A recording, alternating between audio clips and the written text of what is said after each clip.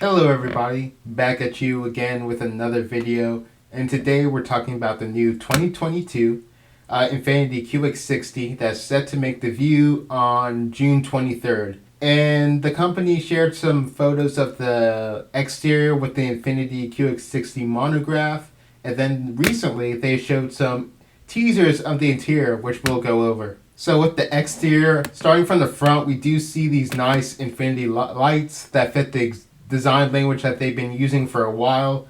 We do see that they have this big old grill with the Infiniti logo right in the middle, similar to what they did on the QX55. And we also have some fake vents right at the side of the vehicle as well. Taking a look at the side profile, we do see that the door handles that they're embedded into the vehicle, meaning that they'll either pop out when you try to unlock it, or you can push one side of the door handle and then the other side will come out and then you can open it that way.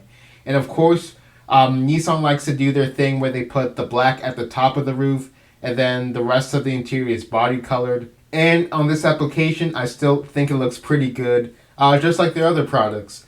And of course, we do see what looks like to be 20-inch rims. The bigger rim design helps to give off that luxury look and feel that customers will be wanting when they purchase this vehicle. Up top, it looks like we have a panoramic roof. Of course, not a panoramic roof. It looks like we have a moonroof. The side profile and the rear profile is where I see a lot of influence from the Pathfinder design. And on the rear, we do see that the Infiniti is spelled out just like the Pathfinder. We also see similar headlights, taillights to the Pathfinder with individual LEDs, and is connected by this black strip right here. And of course, going down below it, we do see that it looks like it has some fake exhaust right on the back as well. Moving on to the interior, from what I watched this video, and of course it looks a little bit promising. So let's just take a look. Starting out, it does look like we have the full vent design that basically a lot of manufacturers are using, mainly premium ones, but it has been adopted into lower class vehicles. For example, the Civic is kind of using a similar design element here. The material on the vents look like it's going to be gloss black. I'm not really digging it if it's gloss black, because as we know, gloss black attracts fingerprints and also scratches as well. Up top, it looks like we have some quilted leather, which does upgrade the look as well. But of course, as we know in product reveals, they tend to show the fully loaded model. So lower tier models will probably have some leather or maybe some soft touch materials if they decide to go a little cheaper there. And then right behind it, we do have some nice looking wood, maybe some mahogany or something like that. And not just any mahogany, but mahogany from the planet of Melchior 7, where the trees are 300 feet tall and breathe fire. Mahogany.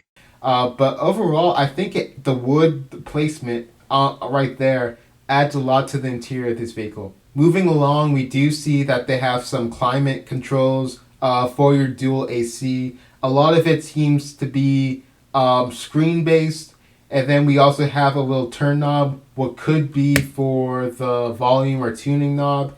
And it does seem there doesn't seem to be any buttons in this here, so maybe a lot of controls will be from the touch screen that we see here as well. And taking a look at this main screen, it does look to be your run-of-the-mill 12-inch screen that many automakers are using nowadays.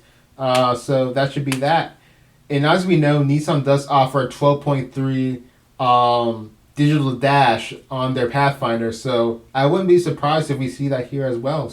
But also, Infiniti has dropped us some little tidbits of information about this car as well. We do know that it'll use the same 3.5 liter V6 with the 9-speed automatic. I think the V6 makes 284 horsepower, if I'm correct, on the Pathfinder. Again, I wish they could have used a 3.7 just to give it a little more power for this luxury SUV. And we know that's going to be featuring Nissan's intelligent all-wheel drive system, and it's going to be an upgraded version. The current version can send 50% of the power to the front, 100% to the rear, and it monitors conditions such as wheel spin, throttle position, and also vehicle speed when it's calculating or taking into account how much power should go to each wheel. And like the Pathfinder, this will offer 6,000 pounds of towing and it'll offer Pro Pilot Assist, which is already on a bunch of Nissan's existing vehicles as well. This will include link to navigation for the adaptive cruise control, traffic sign recognition, extended stop and start on the highway, enhanced lane detection, smoothness of braking, and also lane centering capability. So that's basically all we know about this vehicle. From what I'm seeing, it does look like it takes a heavy influence from the Pathfinder, and as we know, Nissan has talked about their Nissan Plus program, which is basically going to do what Toyota and what Honda does to some extent, because their TLX and RDX are on new platforms. But basically, you're going to take some existing powertrains, transmissions, and in this case, even platforms, and put them together in a well-designed exterior and interior, and sell to luxury customers. A good example of this is the Lexus ES, which is based off a Camry, basically, and it sells pretty good in its segment. Another example is Honda. They took some parts from the RDX. They took some parts, such as the 2-liter and the transmission, from Honda parts.